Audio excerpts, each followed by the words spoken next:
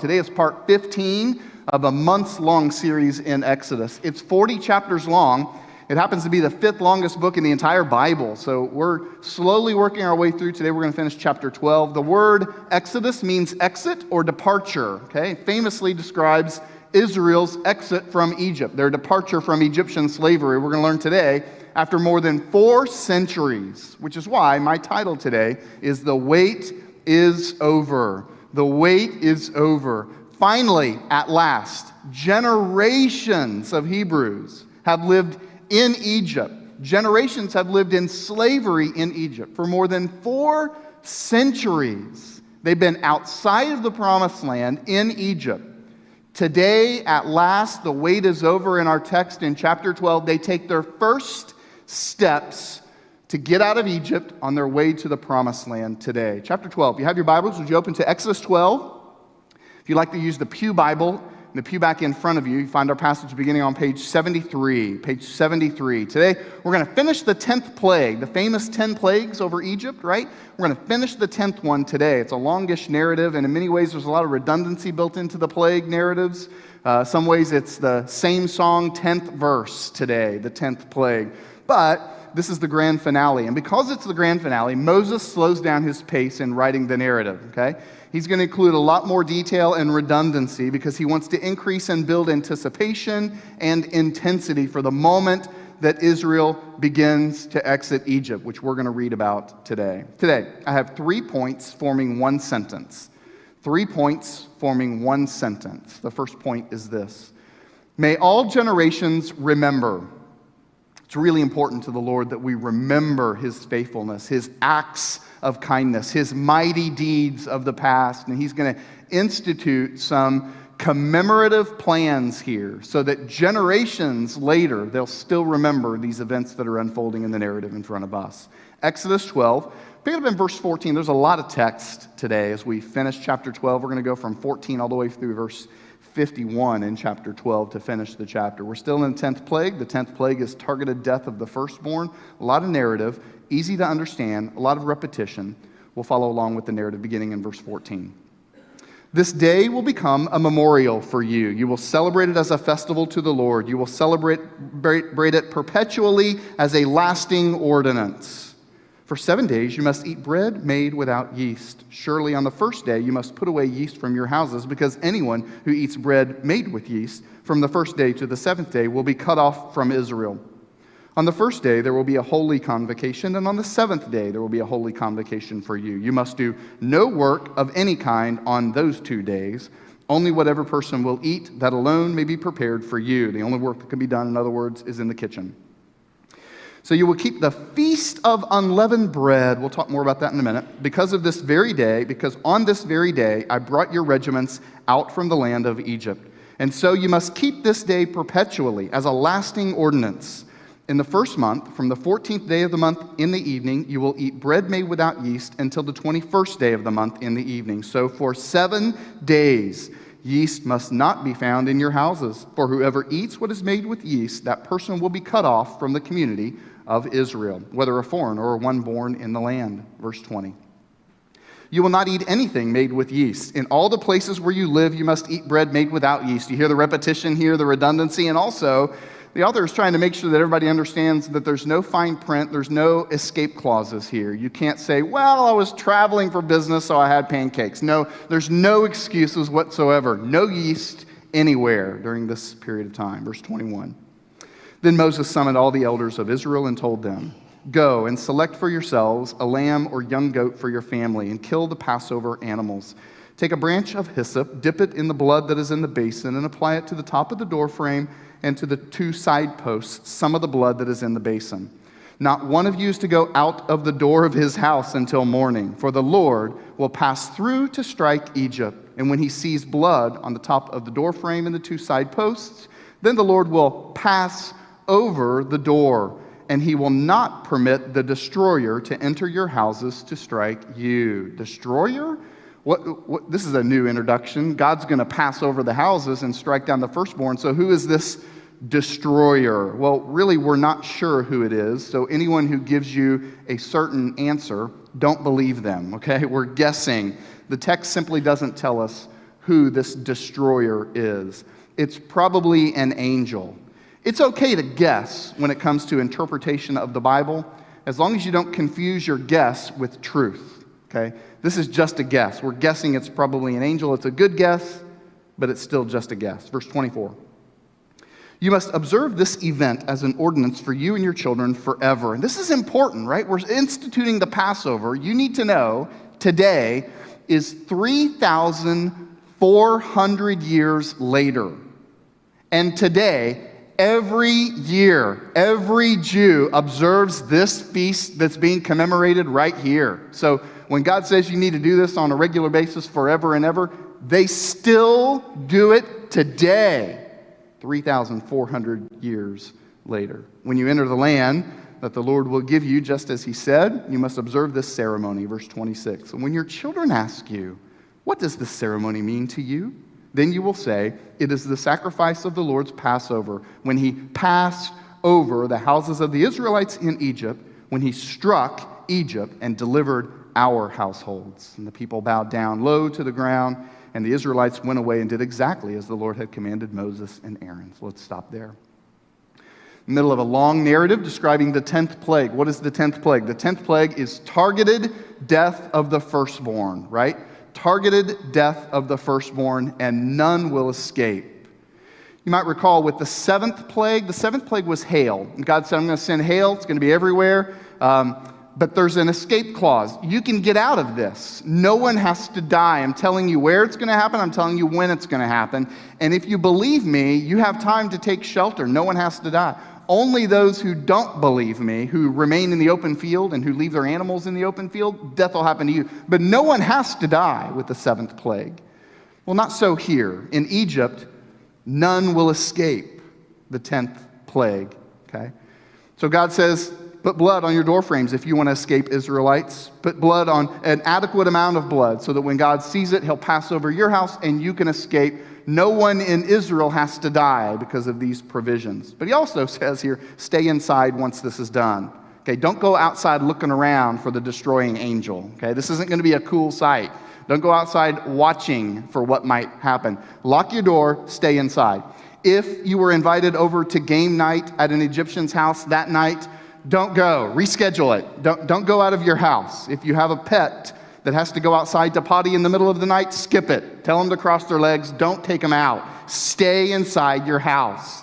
It's dangerous outside, God says. It's his grace giving them these warnings. Passover involved killing an animal, obviously applying its blood on the outside doorframe of the house. We need to remember that killing animals in such bloody fashion is meant to embed in our minds. Most of us have never done this. We've never taken a knife and slaughtered an animal like this, okay? We pay other people to do that for us. We might cook it for ourselves, or we'll pay somebody else to cook it for us. But most of us have not taken a sharp knife and slaughtered an animal. If you have, you probably remember a lot of detail. It's one of the reasons God goes through this and requires this, because he wants them to remember, right? Every detail, every sound, every smell, every feeling. The children are going to be crying in the house because of the blood, because of the fright of watching an animal slaughtered. It's meant to embed in their memory, causes us to remember. The New American Commentary says this: why did God want his people to remember the Exodus so carefully? And it answers it, because it was his supreme old covenant demonstration of deliverance, and he wanted his people to trust him as a delivering God. Because of that, the Passover feast that recognizes God's deliverance of Israel is still today one of Israel's highest holy days. It's hard to overstate the significance of the Passover, isn't it? I keep saying this. It's hard to overstate the significance of the Exodus in the Old Testament. This happened 3,400 years ago, and they still commemorate it every year. And they reflect on the story. It's so central to their faith. The Lexham Bible Dictionary says this: Passover is the most widely celebrated feast among Jewish people around the world today. There's also, though, a second festival. Did you see that introduced here for the first time? So we have two Jewish festivals in the text back to back. Passover, the one-day festival, followed by this Feast of Unleavened Bread, a 7-day festival. Let's look at those each in turn, just real briefly. A definition of Passover. The Feast of Passover is an annual commemoration of the passing over of the angel of death prior to the 10th plague of the Israelites' exodus from Egypt. We've looked at that already. But what about this Feast of Unleavened Bread that's introduced here? Let's look at a definition of the Feast of Unleavened Bread. It's an annual 7-day Jewish feast during which no work is done and no yeast is consumed in order to commemorate the haste with which the Israelites left Egypt during the Exodus. So I guess both events commemorate God's mighty acts surrounding the Exodus, but they do commemorate slightly different events. The Passover commemorates God delivering Israel from the 10th plague itself, right? The 10th plague that's unleashed on Egypt that they had no deliverance from. Something died in every Egyptian home. But Israel was delivered because of the blood of the Passover lamb. God passed over their homes and they were delivered. Passover commemorates that, right? And of course, it's the 10th plague that finally allows Pharaoh to relinquish, to give in, to capitulate, and then Israel is freed to go. And when they leave, when they finally pack their bags and walk, they do so with haste. And that's the festival of unleavened bread, commemorating their beginning of their exit from Egypt, where they didn't have time to add yeast to allow the bread to rise. Okay? Our faith in God's faithfulness is meant then to be passed on from generation to generation, beginning with children. Did you see that in the text? This is all over the Old Testament. Here, pile up some stones. Well, why, Lord? So that one day when your children point to them and say, what are these stones? You can brag on your faithful God. Okay, it's an opportunity to tell them about God. Commemorate God with this feast. Well, why? Because one day your children are going to say, why do we do this? And it's an opportunity for you to tell them about God, that we might remember for generations, right? May all generations remember, it says. Second, and we're going to continue the sentence. So, may all generations remember God's covenant faithfulness. Something really important about the big picture, what's happening here with God's covenant with Abraham, that's beginning to see its fulfillment in these very verses. It doesn't specify it in this verse, in these verses, that, oh, this is the beginning of the fulfillment of the Abrahamic covenant and God's promise to give them land, but we need to know that in order to appreciate the bigger picture. Okay? Another long text, verses 29 through 42 in Exodus 12, says this, and it happened at midnight. The Lord attacked all the firstborn in the land of Egypt, from the firstborn of Pharaoh, who sat on his throne, to the firstborn of the captive who was in the prison. It's a literary term called hendiades. It says from the top to the bottom, but meaning also everything in between, right? The firstborn of the one who sat on the throne, to the firstborn of the lowly, forgotten prisoner, and everyone in between. Okay. And all the firstborn of the cattle. Verse 30. Pharaoh got up in the night along with all of his servants and all Egypt. And there was a great cry in Egypt, for there was no house in which there was not someone dead. We talked about this last week. There's a great cry in Egypt, right?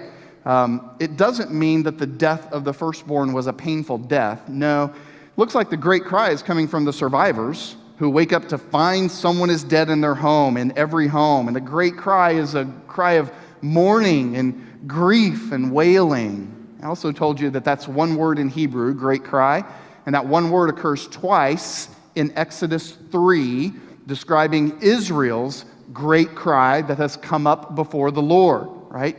God says, I have heard their great cry. It has come up before me because they're in a hard and hopeless place and they're enslaved. And that begins the process of God saying, I'm going to deliver them by using these 10 plagues. So before the 10 plagues, it's Israel with the great cry. Now we're at the end of the 10 plagues, and it's Egypt with the great cry. Verse 31. Pharaoh summoned Moses and Aaron in the night and said, get up, get out from among my people, both you and the Israelites. Go, serve the Lord as you have requested. Also, take your flocks and your herds just as you have requested and leave. He's now completely capitulating, right? You remember he had tried to negotiate before? You can leave, but stay within Egypt. You can leave, but only the men need to go. Leave the women and the children and livestock back. You can leave, but leave the livestock. The women and the children and the men can all go. Now he's finally saying, everything you've asked for, you can have. Just go. And then a final note, bless me also. Verse 33. The Egyptians, now not just the Pharaoh, but the Egyptian people were also urging the Israelites on in order to send them out of the land quickly, for they were saying, we are all dead if they stay. So the people took their dough before the yeast was added, with their kneading troughs bound up in their clothing on their shoulders.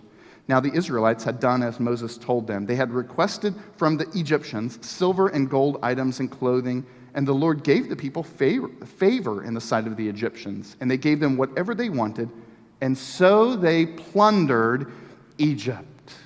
Okay, keep in mind, what's happening here is actually a type of holy war.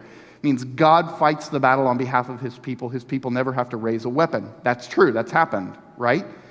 But along with war in the ancient times was this notion of the spoils of war, that the victor got to take the plunder of those who were defeated. And that's what's happening here. Strangely, the Egyptians are volunteering the plunder, but that's what's happening. They are plundering the Egyptians after a holy war is won by God. Verse 37, the Israelites journeyed from Ramesses to Succoth.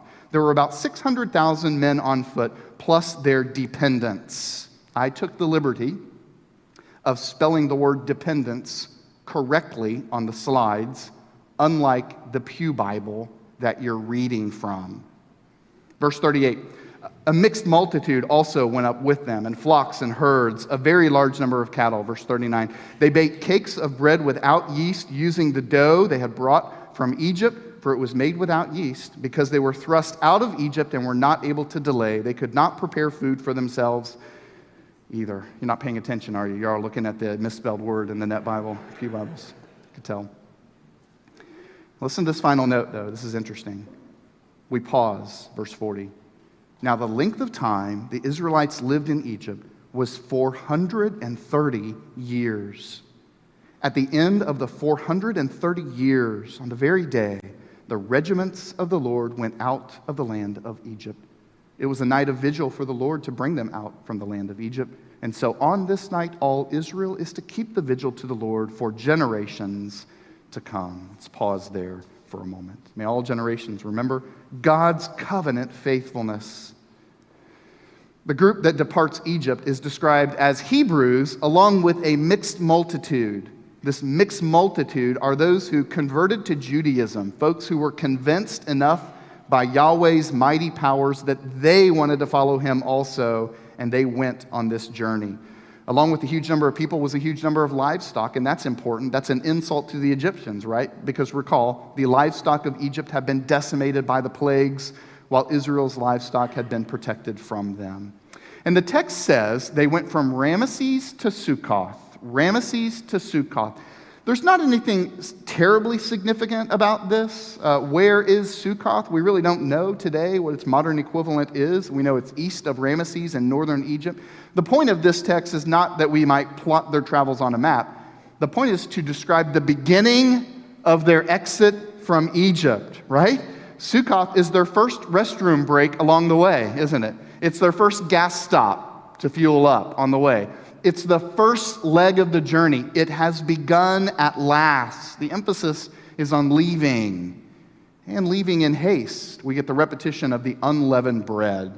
Unleavened bread. What is unleavened bread? We often call it matzah, right? Matzah bread. In Hebrew, it's actually plural. Probably should be translated as breads. In Hebrew, it's matzot. In Hebrew, when you're reading and you come across a word that ends in ot, oat, it's a feminine plural word. When you come across a word that ends in im, it's a masculine plural word. The word that's used here is matzot. It's a feminine plural word. Breads. We get the word matzah bread from it. In that day, bread was nearly everyone's main source of food. I'm not a huge bread fan. My mama would have loved living back then and eating large amounts of bread with every meal. And so would some of you. But not unleavened bread. Okay? The New American Commentary says this. People everywhere normally eat leavened bread. It tastes better, is more pleasant to eat, is more filling. Leavened bread was the normal choice of the Israelites in Egypt too, but on the night they ran, there was no time for the usual niceties. A fast meal had to be eaten, and hastily made bread had to be consumed. Eating it at the memorial feast intentionally recalled the original departure, which was in haste. Okay? Here's a picture of matzah bread or unleavened bread. It's crunchy, right? It's flat because it doesn't have yeast. Didn't have time to add the yeast and allow it to rise, so they ran in haste with just this crunchy bread that has the texture of a saltine cracker. Sounds really tantalizing, doesn't it? Jesus, in the Last Supper with his disciples, that was what kind of a meal? It was a Passover meal. So the bread that they used at that Last Supper with his disciples was a Passover meal, which means the bread would have been unleavened. And that explains the language. When he distributed the bread, what does the text say? Jesus took bread and he cut it? No. He took bread and he tore it? No. He took bread and he broke it. Right? If you got a saltine cracker, you don't cut it, you don't tear it, you break it. Makes sense even of the language that's used in the upper room for the Last Supper. Here's an image of Jesus breaking the bread. Pay no attention to the wristwatch. This is Jesus' hands breaking the communion bread here. The original Passover then would have felt like a to-go meal, right? They packed it quickly in their picnic baskets for their hasty journey. They were ready to leave. They were ready to leave, and it's finally time. And I love the note that Moses puts in to paint our perspective who live now.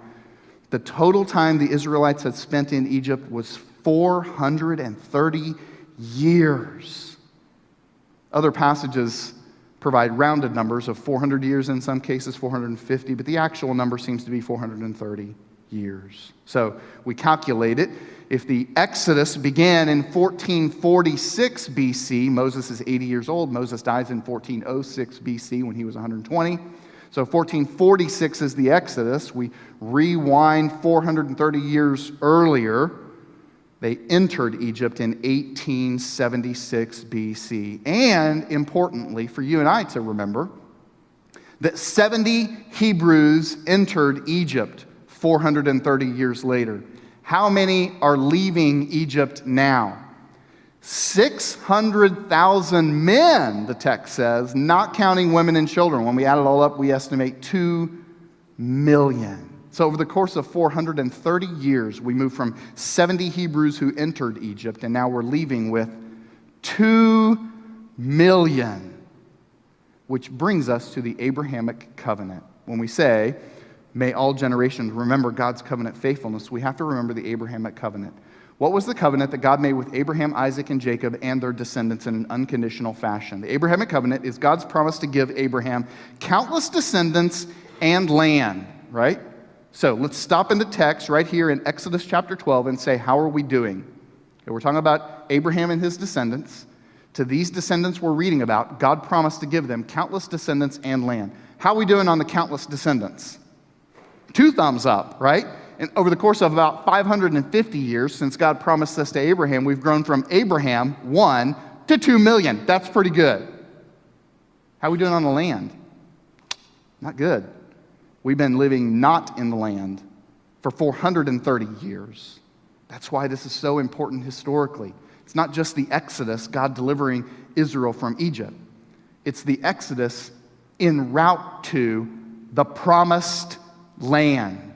At last, God is going to make good on his covenant with Abraham to give him that land that he promised. This is historic here. May all generations remember God's covenant faithfulness. Right? And third, we'll finish the sentence and finish the chapter with this brief text. May all generations remember God's covenant faithfulness as Israel's delivering God. Verses 43 through 51. The Lord said to Moses and Aaron, "This is the ordinance of the Passover. No foreigner may share in eating it, but everyone's servant who is bought for money, after you have circumcised him, he may eat it. A foreigner and a hired worker must not eat it. It must be eaten in one house. You must not bring any of the meat outside the house, and you must not break a bone of it. The whole community of Israel must observe the Passover meal.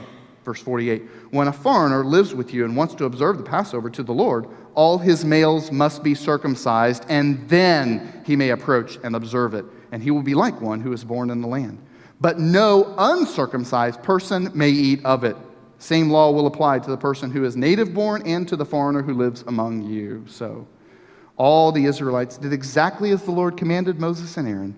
And on this very day, the Lord brought the Israelites out of the land of Egypt by their regiments. 3 times in that chapter, it said the same thing.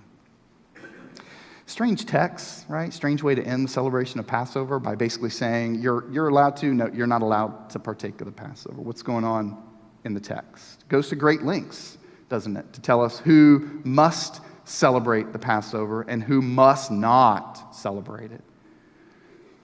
Here's what the text is saying. This is not ethnic or racial discrimination. That's not what's happening here. Okay? In fact, it's kind of the opposite of that. It's very inclusive language here. But it is proper religious discrimination going on here. It was Israel that God was delivering. Believers in Yahweh as the one true God must participate, including converts. Everyone else is excluded from the Passover meal, okay? This is the code of the text surrounds this language of circumcised and uncircumcised. The text says, if a person's been circumcised, whether they're a native born in the land or a foreigner moving into the land, if they've been circumcised, they must partake of the Passover. That means they've converted. They are now fully believers in Yahweh alone, and they're followers of His. They must observe the Passover. Person who's not been circumcised is not a convert to Yahweh, and they must not participate in the Passover. The New American Commentary says this: it does not matter whether or not a person is native-born Israelite. If he is not circumcised, no Passover for him. If he is circumcised, it would be disobedient of him not to partake. What does this sound like to you, believers? New Testament, New Covenant Christians, what is likened to this meal for us that's restricted for believers? Not just restricted, required of believers, but prohibited for non-believers. It's communion, right? The Lord's Supper, Eucharist, that we participate in here on a monthly basis. It is a prescription for Christians, followers of Jesus Christ, that we partake of communion. It's living in disobedience to never partake of communion. And by the same token, it is prohibited for non-believers to partake of communion, which is why when we have communion here, we always use the language, if you're joining us for the first time, if you're a guest at Trinity Bible Church, you are welcome to the table. You are welcome to participate in communion with us if you have trusted in Jesus Christ alone for your salvation. Right? Same kind of language.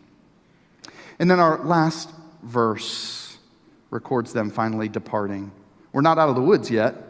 They're not out of Egypt yet. They've just begun, right? The Hebrews are not going to breathe a sigh of relief until they're out of Egypt, safely out of the domain ruled by Pharaoh, who has enslaved them. But the journey has finally begun. The wait is finally over. So I was reading this, it reminded me of the Chronicles of Narnia, and the Lion, the Witch, and the Wardrobe. And the book opens, when we enter into Narnia, we find it ruled by the White Witch, who calls herself the Queen of Narnia, but she really isn't a queen at all, right? We find ourselves where it's been 100 years of winter, and 100 years of winter with no Christmas. And this is baffling to this little girl who learns of this. What? I can't imagine. 100 years of winter with no Christmas? What's the good of it? It's just cold and dark. It is described as a hard and hopeless place, Narnia, right? Ruled over by the White Witch in hopelessness. But in the early pages, we also read there's a glimmer of hope. In the early pages of Lion, the Witch, and the Wardrobe, in a conversation, someone says, Aslan. And they say this: have you heard? Aslan is on the move. What's that mean? Well, to the outsiders coming into Narnia, it means nothing. Who's Aslan? We've never heard of him. But to those who are residents of Narnia, it means the beginning of the end of winter. It means the beginning of hope. It means we're not completely done yet, but the wait is over, right? We can see hope because Aslan, our deliverer, is on the move, and he's going to rescue us. Deliverance is here. Redemption is near. For the Hebrews in our text, the wait was long, but the wait is finally over. That God is faithful. Told you that I think the book of Exodus is a great place for you to go if you find yourself in a hard and hopeless place in life, right? Because we read about their hard and hopeless place, and it also gives us a measure of perspective. Their place for 430 years was harder and more hopeless than probably our place.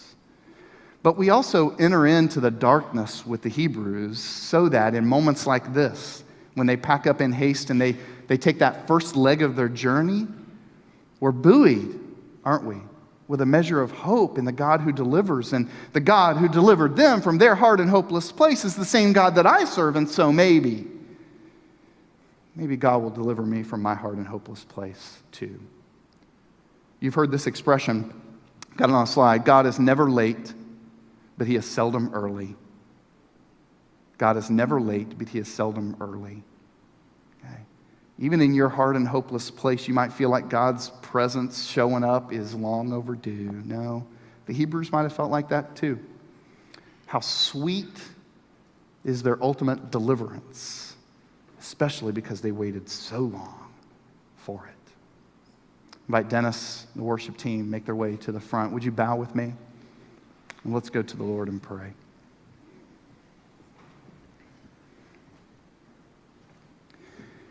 And God, any number of seasons are represented by those who are here in attendance this morning. Good seasons that some are hoping will last a really long time, but God, I'm no fool. I recognize there are many people who are experiencing hard and hopeless seasons of life, and they're begging you to bring it to an end. God, I would pray that you would give them your patience. You would buoy them with hope, even through texts like this, that you are a delivering God. The one who delivered Israel from Egypt after so long a wait is the same God that we worship and serve today. Encourage their hearts. I pray for those who find themselves in that dark, long, deep valley of the shadow of death, that hard and hopeless place. Surround them with believers that can encourage and comfort them from the outside in, but importantly, by your Holy Spirit residing in each Christian, use your Holy Spirit to provide them comfort, encouragement, and even hope from the inside out during these days of darkness, we pray. In Jesus' name, amen.